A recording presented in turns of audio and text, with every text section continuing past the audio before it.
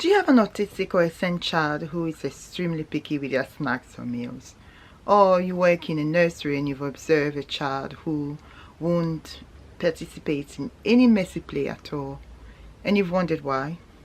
Well, keep watching because I'll be discussing these children. Welcome to my channel. If you haven't already subscribed, I would encourage you to watch my videos and subscribe and share. I'm a SEND mom, and so from time to time I post videos and discuss topics that are important to us SEND families, SEND communities, and SEND people in general. Have you watched or listened to my song Special Needs Child by Mabena? If you haven't, please find it and listen and watch, and I'm sure you will enjoy it and you can share it to as many people as you want. So this song was dedicated to SEND families, SEND children, but also to all you wonderful people who support us. So from support workers, carers, PAs, teaching assistants, teachers, special needs school, occupational therapy, speech and language, all you wonderful people, we really appreciate your support. We know you're on this journey with us, and we are here because of the support that you gave us. So thank you so much. Well, let's get right into it. So there are some children who are sensitive to touch. They are hypersensitive to touch, or we call it tactile sensitivity. And as a result, they find it difficult to process touch or anything that's got to do with touch or even texture. For example, if somebody just walked past me and just stroke me or touch me, it won't be a big deal for me. But for some of our children, it's going to be a massive thing for them. What will happen is their brain will begin to warn them that you've been touched and it's too much touch, you've been touched, it's too much touch. And as a result, the children will find it difficult to process it. Some of them will actually find it distressing, painful, even uncomfortable. And so it's because of the way their brain has been programmed. They find it difficult to respond to this touch. So we say they are hypersensitive to touch. So how do you know that your child, or how do you know a child you support might be hypersensitive to touch? One of the first signs is when it comes to hair cutting. These children hate hair cutting. They hate having their hair cut or braided. Haircuts, they are days from hell, if I should describe it. They just hate it. And so the parents or the guardians will really struggle to get these children to have their hair cut. And children as young as 1 and 2 will just fight. If the children are able to express themselves, they will say no, but some of our children are quite delayed in their speech. So they'll find other ways to communicate that, and some of them will use steaming behaviors. If you're not familiar with the term steaming, I would encourage you to find one of my videos. So there was a previous video, why autistic children make noises, part 1 and part 2, and in these videos I explain what steaming behaviors are, why our children steam. I also explain what the term stimuli or stimulus is. So they are literally information that come through our senses, our sight and sound. And in the part 1 I focus on sound, loud noises, information that come to our ears. However, this video will be focusing only on touch. Okay, so as I was saying, some of our children will steam, some of them will have meltdowns. They'll find ways to manage the pain and discomfort they experience, and they also find ways, behaviors to communicate that they don't want to have their hair cut. I must make a disclaimer, however, if you are a young person or a child watching this video and your parents happen to be parents from the Black and ethnic minority group, and you just think, come across this video, please do not use my video and say, Mom, Mabna said you can't braid my hair anymore because I am hypersensitive to touch, because I know what their response will be. They will say, we don't care what Mabna say, we are braiding your hair. See, growing up, I hated braiding my hair. I really hated. But guess what? When I had my daughter, she also hated. I vividly remember a moment where I was so frustrated because she had afro hair. I didn't want to relax her, put any chemicals in her hair. And yet her hair was C+C type hair, very afro, very thick. And I was so frustrated. She would have meltdowns and literally got the scissors. I was going to cut off her hair. A friend intervened and just, and now the rest was story. Now she's all grown up and she does her own hair. So yes, but it is more likely that if your child really has a hard time with haircut day or braiding their hair, it's because you don't like the sound of the clippers, the touch of the clippers, your fingers, the touch, the feel of your touch on their skin, on their hair. So that could be a reason why, and this is a sign that your child is hypersensitive to touch.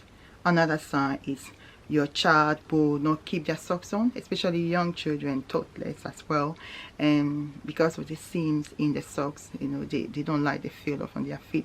So you notice a particular child will always take their socks off. Even their shoes as well, it's another sign. Do not keep their shoes on. They don't like the fabric of the shoe, whatever reasons, and you are quite sure the shoe, the right size, not too tight, but they just keep taking their shoes off. This could be a sign that that child is hypersensitive to touch. Another sign are garments. So some children hate the feel of some garments or clothing, so underwears. Some parents actually are aware, so they will normally buy cotton fabrics or specific clothes for their children because they know that their child is sensitive to the garment. If you're not aware, some children are, and so again, if they're not able to say it, it means you have to figure out why this particular child will not wear this particular outfit anytime I put it on them. It's probably because of the fabric. And so now you know. Some other children are sensitive to touch, and the way they will express it is by the way when it comes to brushing of teeth, especially young children. You know, brushing our teeth is important. Our hygiene is important. However, these children will do anything they can not to have their teeth brushed. And when I say anything they can, I don't mean just saying I don't want to brush my teeth. Some will have meltdowns, tantrum. They will plead physically as if they're experiencing pain. That's what I mean. I don't mean just a gentle, I don't want to brush my teeth, I'm bored. No, they really are in pain. The parents watching, I'm sure you can attest to that. Please leave your comments if your child really struggles with brushing of teeth or any of the things I mentioned. Maybe you can describe it better. Leave your comments. If you have any questions, please leave in. I will answer. Before I carry on, please don't forget to subscribe. Don't forget to share. I'm sure a family or a friend or a friend will like this video because maybe they work with children or they have family members who are on the autistic spectrum or they are SEND children. So please don't forget to share. Another sign again is when it comes to eating, and eating is a big deal. I know we're talking about touch, however some children are hypersensitive to touch, and so they don't like the texture of certain snacks and meals. So some children want the crunchy hard snacks or meals. Some children prefer soft meals, and this can be an issue. And so there are some children who only feed on bread, no spread bread, and they can feed on bread every day. Some only have spaghetti. So let's say some children actually do not like the mixing of certain meals. For example, we know we have spaghetti bolognese. We have the spaghetti in the bolognese, right? And then you pour it on it. Oh, it's making me hungry now. And then you enjoy it. Some children will say, no, spaghetti separate. They will eat the spaghetti raw, and then they might eat the bolognese and not have it at all. So they don't like the mixture. They don't like how it feels in their mouth. And it can be a big deal for them. And I know parents were trying everything. They try all kinds of tricks. They hide it. Something like the spices, they hide it. The children will be able to smell and say, no, you put this in it. The spaghetti hiding there. I'm not having the bolognese. And so this probably explains why some of our children are overweight. It's because of poor diet. It's because they will insist on just eating raw rice, no protein, no vegetable. That could be a reason why some of our children are overweight. It's not always because of the parents. Another sign that our children, or the child might be hypersensitive to touch is when it comes to messy play. And this is really important for you who work with nurseries or young people. You see the child as they want to do any messy play. Water play, no. Paint, no way. Sun play, no play, don't know. They don't like the feel of these on their hands. They don't want their hands to be dirty and messy. And so these children will try their best to avoid it. If they were painting and they had a small drop of paint on their fingers, you will see the meltdown that they will display. They will be so upset because they have paint on their fingers. And it will make sense to you. It's just a little paint, but it isn't. It isn't. Their brain is warning them, you've been touched, too much touch, you've been touched. And so the children will express that through their behavior or through seeming behavior, or they will express it if they can express themselves. Another sign is some of our children do not like touch, kisses, holding, They don't like it at all. And so some young children as young as 1 or 2, if you kiss them, they will rub it in your face. They will not wait for you to do rub in your face. They will rub your kiss off their cheek. Because it's not because they don't love you, it's because they don't like the feel on their cheeks. Hugs, holding, some children don't. I must say there's some adults who even are in their adult stage, they do not like hugs. Right from childhood, they had these sensory issues and it wasn't managed, or they were not able to find strategies to manage it. And as old as they are, they still don't like to be held and don't like to be touched. However, if it's because of abuse, that's not what I'm on about. I'm talking about refusing to be touched because of sensory needs.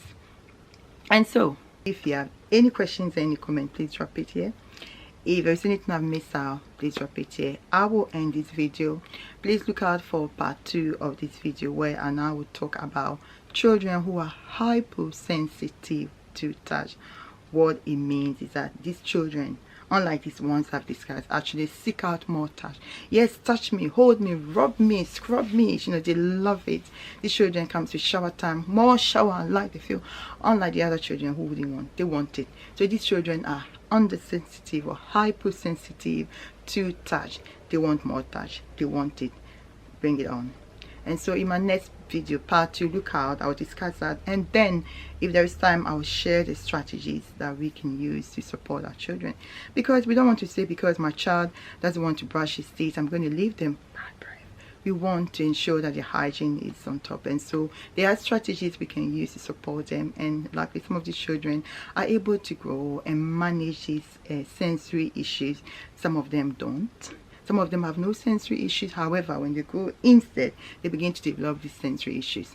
It is a mystery, I know. You know, autism is a spectrum, and I always say no 2 autistic children are the same. And so whatever even I share here might not apply to your child. That is all right, but it's from my experience. Finally, I want to give an example, because it just happened last week. So a friend of mine came from Ghana. She brought me some goodies. In the goodie bag was 3 sachets of 4-in-1 Gary. I'll put a picture there. So Gary is basically a snack. You can have it as a snack or a meal, but it's very sandy. That's how I can. It's very sandy. Okay, so Ghanaians, Nigerians, Africans will know it's very sandy. You normally have it with sugar and with water. You have it as porridge, or you can cook it. So I took out the sachet and I brought my son. My son is 13 now, and I still want to give her some Gary. I brought the bowls and I poured it in the bowl, and I saw we've got nuts and everything in it, milk powder, everything ready to go. All you need to do is add water. Add water to mine. When it came to him, no water. I put all the tricks under my sleeve. We need to add water. I even showed me a picture. Look, Gary, eat Gary water. No water. I just left him. He went, he ate, took a spoon. He ate a sandy Gary. He enjoyed it and came back and asked for more. If a friend was walking, what would she say? Especially a friend who is from Ghana or Nigerian or an African friend.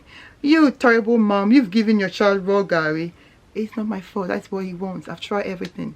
And so I'll leave you with this. So thank you for taking time to watch. Please remember, subscribe for more content. Remember to like, remember to share, and let's continue to build this community. And look out for part 2 of this video. Thank you, and you look after yourself. Bye now.